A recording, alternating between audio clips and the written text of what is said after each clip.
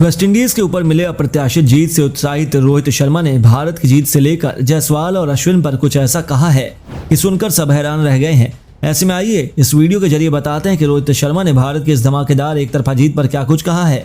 तो जानने के लिए अंत तक बने रहे हमारे साथ। गौरतलब हो कि अपने खिलाड़ियों के बेहतरीन प्रदर्शन की बदौलत जीती भारतीय टीम के कप्तान रोहित शर्मा जब पोस्ट मैच सेरेमनी में आए तब उनके चेहरे पर जीत की खुशी साफ झलक रही थी और आते ही उन्होंने सबसे पहला सवाल उनके शतक पर पूछा गया, जिसका जवाब देते हुए उन्होंने कहा कि देश के लिए बनाया गया और एक रन भी इम्पोर्टेंट होता है। जिसके बाद उन्होंने एक बार फिर गेंदबाजों की तारीफ करते हुए कहा कि गेंद से किया गया गेंदबाजों के द्वारा अथक प्रयास सराहनीय था।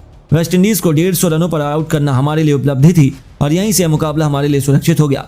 हम जानते थे कि वेस्टइंडीज के इस पिच पर बल्लेबाजी करना मुश्किल है और यहाँ रन इतनी आसानी से नहीं मिलेंगे, इसलिए सभी बातों को ध्यान में रखकर हमें इस पिच पर सिर्फ एक ही बार बल्लेबाजी करना चाह रहे थे और हमारी यही मंशा थी कि हम लंबी बल्लेबाजी करें। 400 से अधिक रन बनाकर हम गेंदबाजी करने के लिए वापस मैदान पर आए।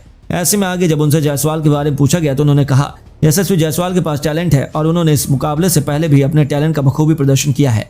वह मैच की परिस्थिति को समझकर बल्लेबाजी करने आए हैं और आकर सेंसिबल तरीके से बल्लेबाजी किया और उनका टेम्परामेंट भी इस मुकाबले में टेस्ट हो गया। वह एक भी ऐसा पैसा नहीं लगाए जब जायसवाल गेंदबाज को हल्के में लेकर कोई गलती करते नजर आए।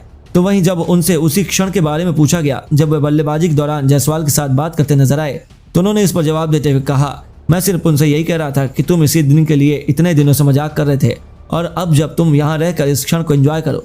जायसवाल कुछ ऐसा ही करते नजर भी आए। वहीं जब उनसे जायसवाल के बाद इनिंग की घोषणा से जुड़ा सवाल पूछा गया तो उन्होंने कहा कि मैं सिर्फ दोनों बल्लेबाजों को यह बताने का प्रयास कर रहा था कि अब हम यहाँ से डिक्लेयर करने जा रहे हैं, लेकिन मैं यह भी चाह रहा था कि जायसवाल की तरह ईशान किशन भी अपने टेस्ट डेब्यू पर अपना खाता खोल सके और तब हम इस पारी को डिक्लेयर करें। ऐसे में उन्होंने ईशान किशन के बल्लेबाजी को लेकर उत्सुकता का भी जिक्र किया, जिसमें उन्होंने कहा कि वह हमेशा बल्लेबाजी को लेकर उत्सुक रहता है, जो कि हमारे लिए इरिटेटिंग होता है। जायसवाल और डिक्लेरेशन के बाद जब उनसे अश्विन और जडेजा के बारे में पोस्ट मैच के दौरान पूछा गया तो उन्होंने इस सवाल का जवाब देते हुए कहा कि उनके लिए बोलने की कोई जरूरत नहीं है। जिस तरह से उन दोनों गेंदबाजों ने गेंदबाजी की वह काबिल तारीफ है।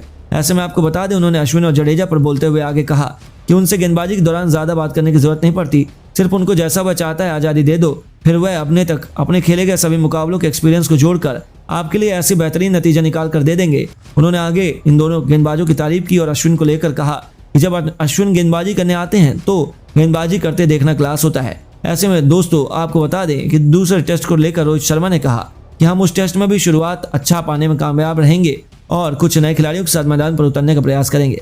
ऐसे में दोस्तों आपको क्या लगता है, क्या दूसरे टेस्ट में भारतीय टीम जीत पाने में कामयाब हो पाएगी या नहीं?